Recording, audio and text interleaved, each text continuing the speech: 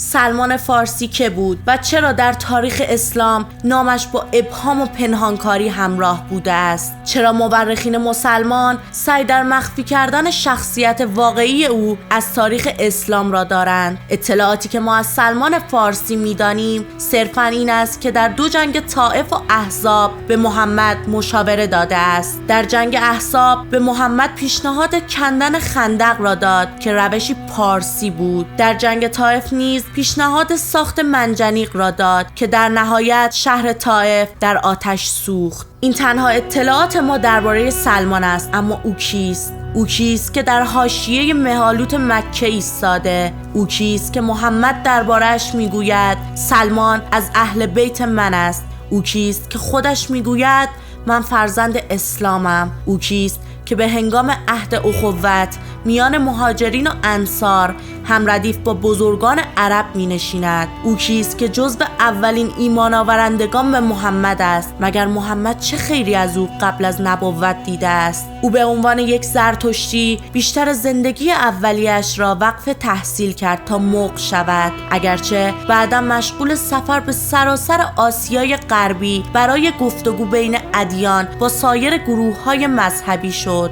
جستجوهای او در نهایت باعث گرویدن او به مسیحیت و بعداً مسلمان شدن او شد که پس از ملاقات و دوستی با محمد در شهر یثرب اتفاق افتاد. او از صحابی برجسته غیر عرب و از نزدیکترین دوستان محمد بود. محمد یک بار در جمعی از پیروان خود گفته بود که سلمان را جزئی از خانواده خود می‌داند. سلمان فرزند یکی از دهقانان و بزرگزادگان ایرانی، زاده کازرون و سپس ساکن جی اصفهان بود. برخی آوردند که پدر او از نظامیان ساسانی بوده است. برخی از محققان او را از خاندانی مزدکی می‌دانند و برخی معتقدند از طبقه برگزیدگان جامعه مانوی بوده است. در برخی منابع از شهرهایی چون شاپور یا دشت ارژن و رام هرمز به عنوان زادگاه سلمان فارسی یاد شده است. اما انتساب او به جی اعتبار بیشتری دارد، زیرا سلمان پس از فتح اصفهان به دست مسلمانان به آنجا می رود و مدتی در آنجا اقامت می کند.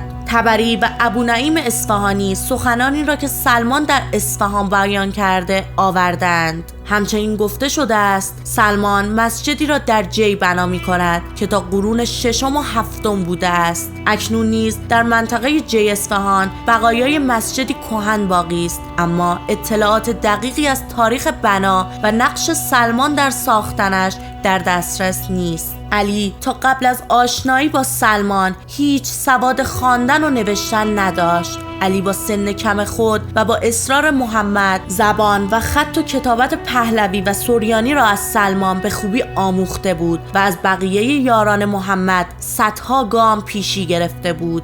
فاصله سنی سلمان با علی بیشتر از 20 سال و اندی بود و سلمان با سنی که داشت در مقام معلم علی به حساب می آمد. علی در آن دوران در مدینه حدود 16 یا 17 سال بیشتر نداشت. سلمان در امر تدریس شاگردی پرورش داد که از نظر ادبیات نه تنها در دوران خود بلکه بعد از خود نیز سرآمد شد.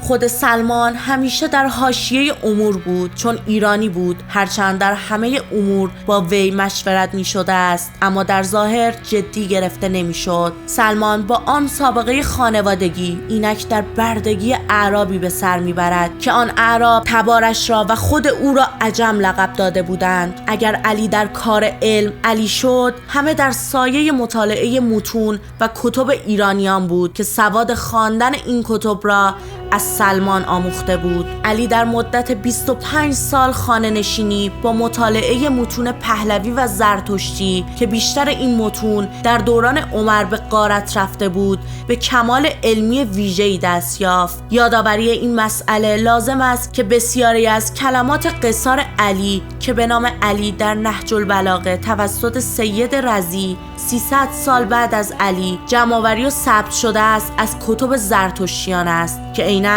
در متون زرتشتی امروز نیز وجود دارد. زمانی که لشکریان اسلام در دوران حکومت عمر در سال 32 هجری به طور کامل ایران را ویران کنان پیش می رفتند، وقتی به مدائن رسیدند با تمدنی باور نکردنی روبرو شدند و با کتابخانه‌ای بزرگ که در باور تازیان نمی گنجید. سعد ابن ابی وقاص به فرمان عمر تمدنی را امر به سوختن داد. علی و سلمان تنها کسانی بودند که به عمر اعتراض کردند که شما حق ندارید چنین حکمی بدهید که تمدن ملتی را که پیامبر آنان را صاحب کتاب گفته است بسوزانید. این کار از نظر الله و پیامبر گناه است. این بود که عمر نادان که از سواد و علم بهره‌ای نداشت تن به رضایت داد تا بخشی از متون را که مربوط به دین زرتشت بود به مدینه حمل کند و مابقی کتابها را به کام آتش دهند. تمام کتب علمی از جمله طب،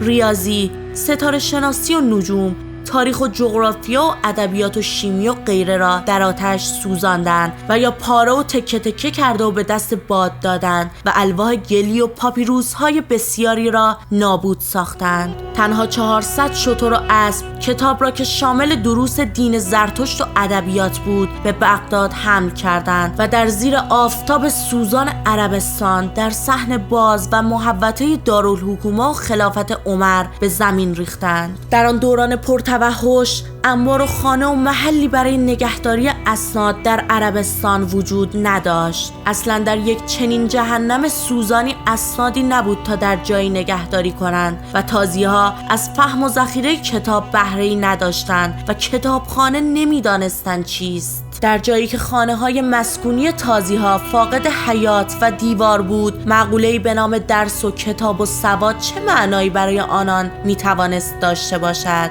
و اصلا حفظ اسناد برای چنین قومی معنایی نداشت. تازیها اصلا آموختن خواندن و نوشتن را نوعی توهین به خود میدانستند. علی بخش زیادی از این کتب را با مشورت سلمان به خانه خود برد تا مطالعه کند. مابقی همچنان مدت‌ها در صحن خلیفه ماند که هیچ عربی فهمی بر این کتب نداشت تا از آنها سودی ببرد. ماندن این کتب در محوطه دارالحکومه به ماهی نکشید که به دستور عمر طبق گفته جورجی زیدان همه این کتب ارزشمند را برای سوزاندن تحویل تونهای حمام و نانوایی‌های بغداد دادند و 40 روز تونها به برکت اسلام از تمدن ایران گرم ماندند و کوره‌های آتش آنان با تمدن ایران زمین داغ شدند و آب گرمی برای غسل کنندگان عرب مهیا گردید و هیچ عربی به درک این تمدن سوزی فهمی نکرد و هنوز هم نمی کند الا روزبه که خود یکی از بانیان این ویرانی بود. 25 سال خانه نشینی علی نعمتی بود برای علی تا او شمشیرش را کنار بگذارد